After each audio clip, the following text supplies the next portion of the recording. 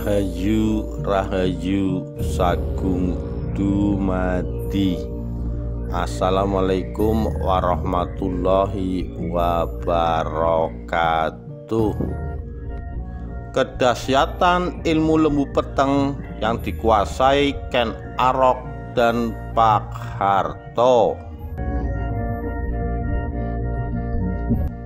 Dikutip dari Bilik Misteri.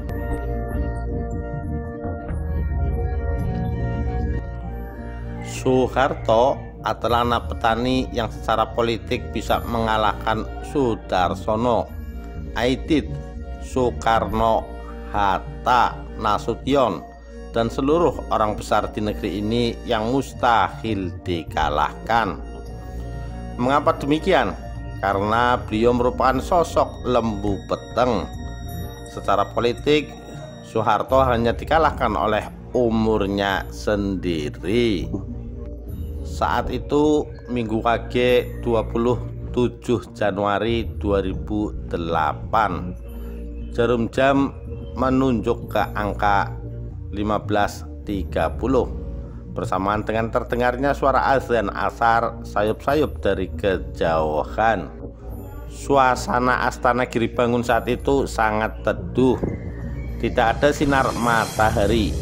Uniknya seperti tidak ada awan. Juga tiada tanda gerimis bakal jatuh. Sejumlah orang berkumpul mengelilingi sebidang petak tanah makam yang siap digali. Mereka melakukan upacara bedah bumi. Tujuannya agar penggalian berjalan lancar dan selamat. Yang memimpin Purnomo Sidi. Lalu linggis dihujamkan ke tanah. Tak ada apapun yang terjadi. Begitu pula yang kedua. Namun kejadian yang membuat merinding bulu kuduk terjadi saat linggis mengoyak tanah untuk kali ketiganya. Tiba-tiba duar, terdengar suara ledakan yang sangat keras bergema di atas kepala kami, kata Sukirno, juru kunci makam keluarga Soeharto di Astana Giribangun, menceritakan pengalamannya menggali makam Soeharto. Para penggali makam dan orang-orang di sekitarnya sontak kaget. Mereka berpandangan bingung, mencoba mereka-reka dari mana asal suara menggelegar itu. Bukan bunyi petir, lebih mirip suara bom besar meledak di atas cungkup Astana Giribangun, kata Sukirno. Namun anehnya tak ada yang porak-poranda. Tak ada benda yang bergeser karena suara ledakan itu. Terbesit di pikiran, mungkin itu suara gaib. Ada juga yang berpikir itu adalah ilmu lembu peteng Soeharto. Semua yang ada di tempat itu terdiam, terpaku. Lalu suara beguk memecah keheningan. Bumi mengisyaratkan penerimaan terhadap jenazah beliau, tutur Sukirno. Memang, jika negeri ini menjadi negeri besar, Indonesia harus memiliki pemimpin yang memiliki ilmu lembu peteng. Lembu peteng sebenarnya bukan ilmu, tetapi sekedar perumpamaan terhadap sosok pemimpin yang tak jelas siapa bapak kandungnya. Seperti Ken Arok dan Pak Harto yang tak jelas siapa bapaknya. Meski demikian, orang-orang yang masuk dalam kategori lembu peteng biasanya memiliki kekuatan yang tiada batas. Lembu peteng kemudian dianalogikan sebagian orang sebagai sebuah ilmu atau kekuatan. Sebab mereka-mereka yang masuk golongan lembu peteng seperti Ken Arok dan Pak Harto biasanya akan memiliki kekuatan atau ilmu yang besar. Sebab orang-orang lembu peteng tidak punya rasa minder terhadap masa lalu.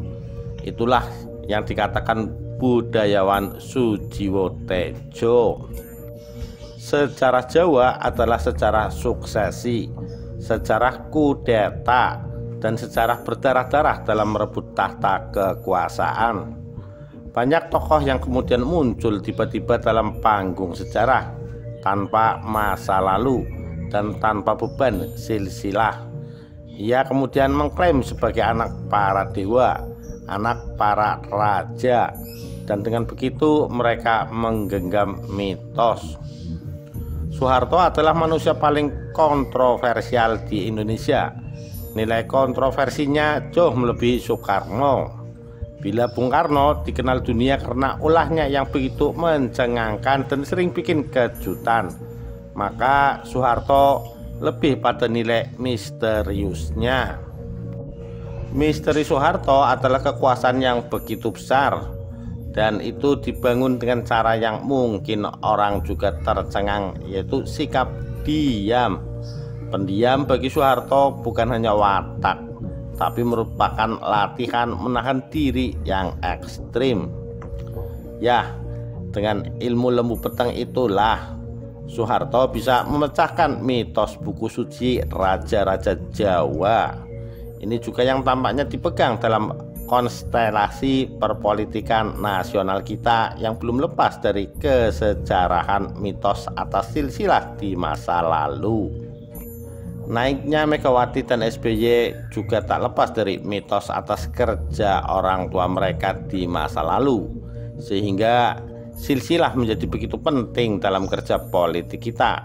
Penghancuran mitos ini belum reda sampai sekarang. Mitologi silsilah inilah yang kemudian ditembak oleh Sujiwotejo dalam melihat kasus Soeharto. Menurut Sujiwotejo, bagaimana mungkin seorang anak petani bisa membuat Sri Sultan Hamengkubuwono IX tertunduk dan menurut pada Pak Harto?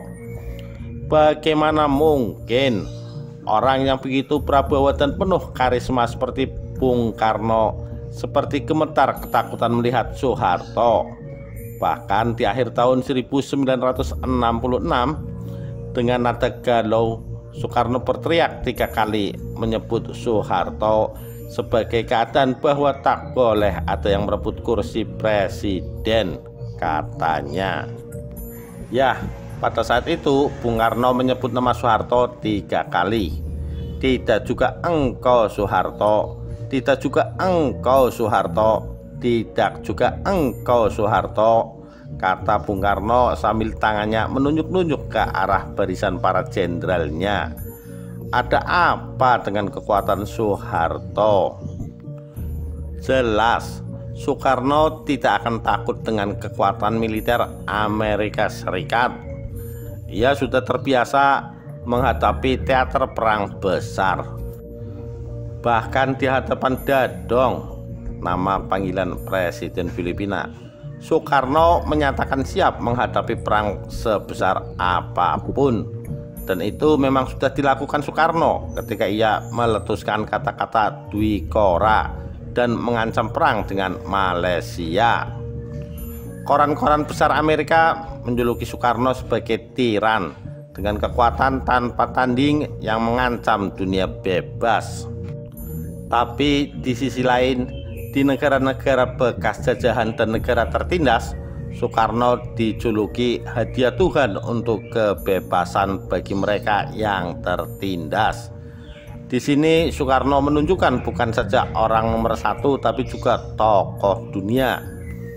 Sementara Jenderal A.H. Nasution sendiri saat menunggui anaknya di Rumah Sakit Gatot Subroto yang sekarat tertembak pasukan penculik pimpinan Letkol Untung, menampik saran Adam Malik. Saat itu Adam Malik berkata pada Nasution, yang juga merupakan sepupunya sendiri, "Nas, kau ambil itu kekuasaan angkatan darat, sekarang juga kau ke Kostrad, kau pegang sendiri militer." Tapi Nasution menolak dengan alasan bahwa bagaimana mungkin aku meninggalkan anakku yang sekarat untuk urusan pekerjaan. Disinilah kemudian Adam Malik kecewa dan menganggap Nasution lemah. Tapi mungkin Adam Malik lupa, sepanjang sejarah karir militer Nasution, ia tak berani berhadapan head to head dengan Soekarno. Seperti yang diucapkan Nasution sendiri di Amerika Serikat dalam wawancara dengan jurnalis Amerika Serikat di awal tahun 1960-an. Saya tak mungkin berhadapan dengan Soekarno. Dialah yang menyadarkan saya tentang arti kemerdekaan. Sebelum saya tahu apa itu merdeka di masa saya sekolah dulu, katanya. Ini artinya kekuatan Soekarno memang secara personal luar biasa. Dan anehnya kekuatan Soekarno bisa lebur di tangan jenderal yang sama sekali tak dikenal sebelumnya. Nama jenderal itu pernah disebut-sebut di koran-koran sepanjang konflik politik yang panas pada paruh pertama 1960-an. Namanya hanya muncul sekilas saat pemakaman Jenderal Gatot Subroto dan saat ia diangkat jadi Panglima Mandala dalam perang perebutan Irian Barat. Itu pun kemudian namanya tenggelam oleh Subandrio, Menteri Luar Negeri yang memiliki kelihian diplomasi dengan mencari celah dukungan Inggris dan Amerika Serikat dalam menendang Belanda keluar dari Irian Barat. Ya, dialah Soeharto, orang yang menguasai ilmu lembu peteng. Demikian kisah kedahsyatan ilmu lembu peteng yang dikuasai oleh Ken Arok dan Pak Harto. Sekian, terima kasih. Rahayu Rahayu Sagung Dumadi. Wassalamualaikum warahmatullahi wabarakatuh.